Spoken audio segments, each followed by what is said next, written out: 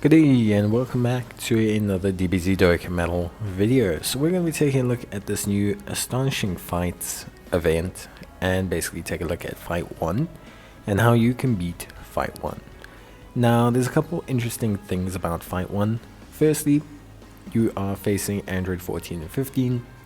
You will then face Android 13, and depending on how many int orbs you obtain, you will either face Android 13, 14 and 15 or just Android 13. There are also effective categories in this event. These categories will do increased damage, and there are missions which feature the effective categories anyway. So we're going to complete all the missions for Stage 1. Stage 1 requires us to use the Connected Hope category. It requires us to beat Android 13 fused at least one time. And you can see here all of the effective units. Now, Connected Hope has a couple leads. We're looking at the AGL, Goku and Trunks. We're looking at, for example, the Tech, Goku and Vegeta.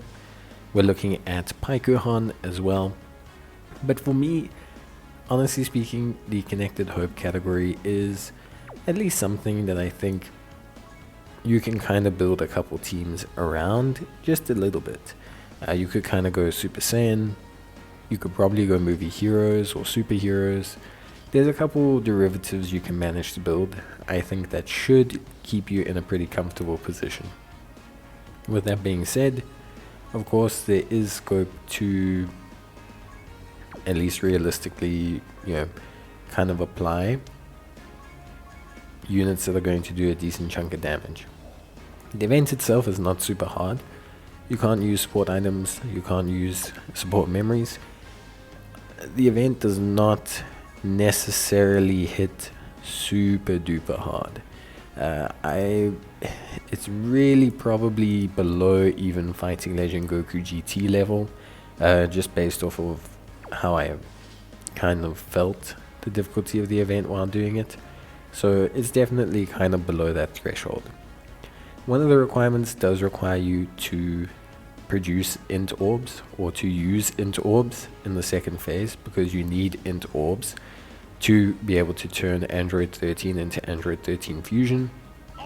For me, I achieved this by tweaking my team, and I'll show you guys how I do that, but I just want to run you through the event kind of first, and just run you through the event so you can get an idea of how difficult it is. There are these damage pads, but these damage pads will do some damage to your units to just allow you to kind of activate conditions a bit earlier. They might come into play a bit later on, but yeah, pretty much this is how I would set up right now. So you have the first phase, obviously against Android 14 and 15. This isn't anything too crazy. Most times you should be more than fine to take on this event. They are physical type units. They are not too difficult. They're relatively tanky, but they're not anything too crazy. So here they are pretty simple to take on. Nothing too crazy to think about here. In the int Android 13 phase, however, there is a couple of things to understand. So firstly, in Android 13 hits for around 180, 200k attack. Not too crazy, like I said, it's not the hardest event. But what you need to do is you actually need to construct or generate int key orbs. So Android 13 will turn into Fusion Android 13 only after you've obtained, at least by my soft estimate, having experimented around, after having obtained around 20 int key orbs. So if you obtain 20 int key spheres during his turn, his phase, you will then get him to fuse into Android 13.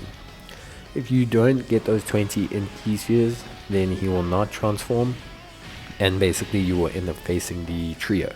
So you end up facing a combination of Android 13, 14 and 15, who will each have a different type. Now obviously each fight has its own kind of things to work around. For example, facing the combination, the 3 different units, is difficult because you're obviously facing 3 typings, but again, they're not too difficult to fight. Again, I would probably equate it to even below an ESBR level of AoE enemy fight. You can't stun them, you can't seal them, but it's not a major issue. Android 13 is kind of much the same. He doesn't do too much ostensibly different. You just again need to be aware of the fact that he will cause you some slight problems. But again, you are looking at around 20 into key spheres before you are realistically able to get him to transform. That's kind of the metric, at least in terms of his overall performance. With that being said, I think for me, the Connected Hope team has plenty of options for this, but int key spheres are not one of them. So creating int key spheres is only really available to the Martian Vegeta. You'll see him pop up a little bit later because I will be using him. And there is also a secondary option to use the combo of int Vegeta and Strength Goku. Now, int Vegeta and Strength Goku, both of them do obviously change orbs. Int Vegeta, the one from Majin Buu Saga, and Strength Goku are also both good options, so you can definitely use them as well. They'll just require you to use a Connected Hope lead on both sides, instead of this kind of Future Saga combo team that I'm running. The other option is to also involve, depending on your team, some Bond Martian Disciple category characters. So I included as well the int Super Saiyan Trunks, because he did a very solid job. And yeah, that is basically everything realistically that you need to know. Honestly, creating the int orbs is not a big deal. It's just making sure that the unit you're using to create the orbs is recently or decently defensive. You don't want them to take too much chip damage from the Android 13 if you can avoid it. So definitely something I would suggest. But again, like I said, it's not ostensibly a super difficult event. It's not near, at least this stage, is not near red zone difficulty or anything like that. It is fun. I do enjoy the aspect of having different ways to fight different bosses, but it's not necessarily ostensibly difficult. It's not going to blow anyone's mind, basically, with how difficult it is. So in this situation, we didn't get the required orbs. So in this situation, instead of facing Fusion Android 13, we will instead take on the Android 13, 14, 15, which is obviously, it's fine. It's still quite fine. It's not like a huge issue. Obviously, you can see here, the team is handling everything fine. Again, it's not a highly difficult event. It is tough, but it's not the end of the world. So here, things are pretty straightforward. I will say the AoE fight, like I said, because they are immune to super attack, sealing, and stunning and everything, it doesn't play out quite like a SBR fight. Usually there you bring things like stunning, sealing, etc. We don't really have those, but they also don't necessarily have the biggest health pools. I think Gohan's going to pretty much solo eliminate them. And the Future Soccer team is a great option for this fight. Like I said, it allows you to have access to quite a few units, but there are better orb changes that are slightly more accessible on the other teams. So we will take a look at that. But like I said, your big highlight orb changes are int Vegeta, Strength Goku.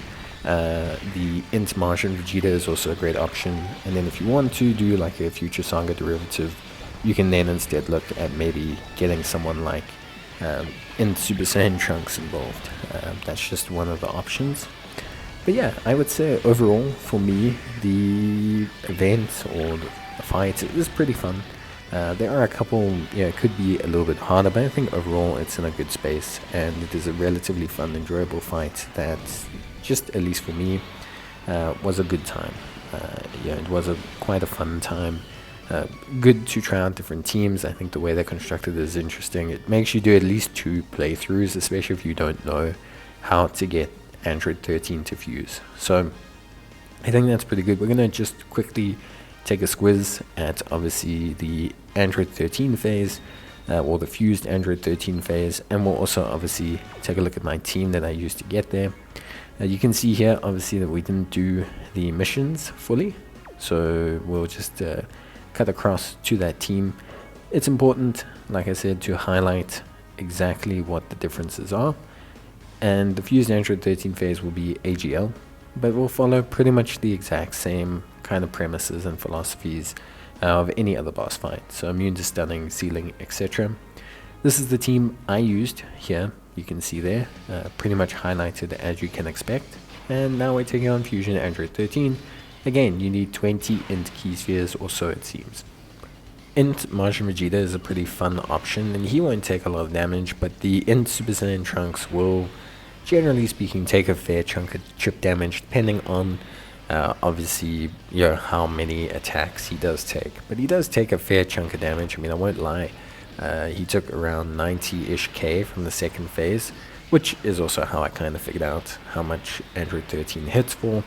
Better options would probably be the Strength Goku and Int Vegeta, but they will require you to use a reciprocal connected hope lead. So something like using, again, Trunks and Gohan as your friend lead, or Goku and Vegeta, or alternatively using a Pai Gohan. Those are kind of your options when you want to use those two units, because Int Vegeta you can get away with, but Int Vegeta will only activate his passive if you have a Strength Goku. And also here you can see just how little damage Android 13 does. Guaranteed, Vegeta is a very tanky unit, especially after Super. But you can see it's not like he's hitting him for hundreds of, even 200k damage or 100k damage. He's not hitting the huge damage spikes that you would expect from events like Red Zone, etc. So, yeah.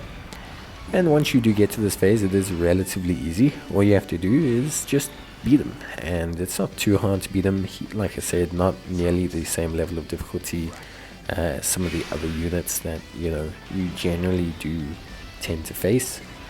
So I would say it's a fun-ish event overall. I mean, it's a fun event. I had a lot of fun. But I don't think it's... at least this first stage is not something where the difficulty is huge. Of course, they can ramp it up, much like Red Zone. The first couple Red Zone stages that came out weren't horrendously difficult, but were interesting and well designed. So they could continue to do the same here. For all we know, the final stages of this could be way harder than any Red Zone we currently experience. So, yeah, I think overall for me, it was a pretty fun event, and I had a good time running it and building the team for it.